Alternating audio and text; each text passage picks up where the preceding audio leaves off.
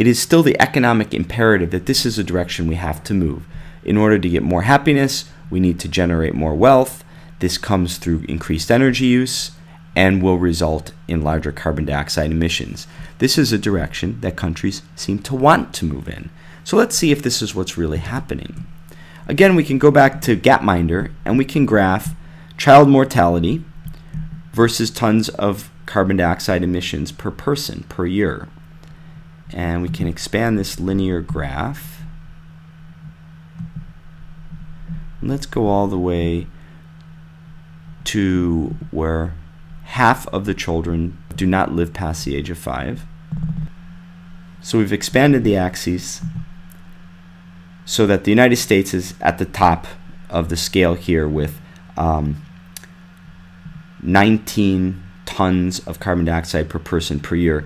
And some of the higher emitting Gulf states have been pushed off the axes.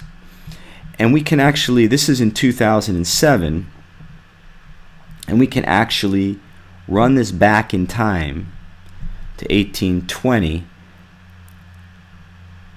and watch the evolution as time progresses. Now, initially, we only have statistics for France and Austria. And Europe, you can see in general, keeps the statistics. So it's orange. And what we're seeing is, yes, we're moving in a direction of higher carbon emissions, but lower childhood mortality. Okay, this is India and China.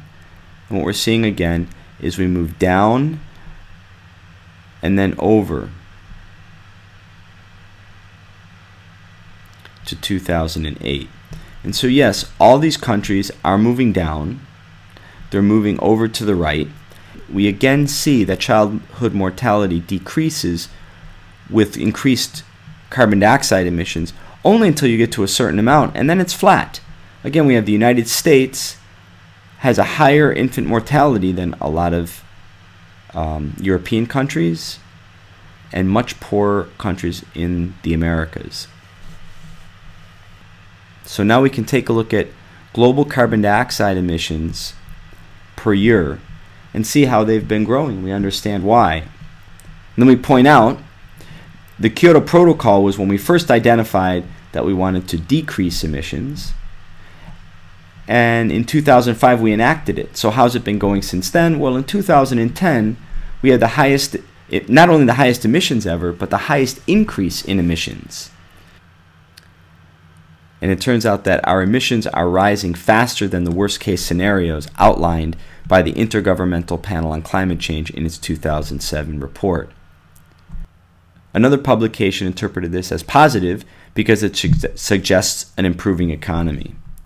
And so we can see how far from reaching an agreement we are, in that not only is the bulk of the world's population down here and wanting to be over here, but not only that, as a global community, we still interpret movement in this direction of higher carbon emissions as a positive direction for society to move. So this puts us in an awkward situation right here, looking at the bulk of humanity down producing on the order of a ton or less per person per year, not wanting them to increase their carbon dioxide emissions because it's catastrophic for the planet. Where here we are standing, emitting 20 times what the bulk of humanity is emitting down here. Is there some way we can work together so that we can get value from understanding how these people survive on very, very low emissions?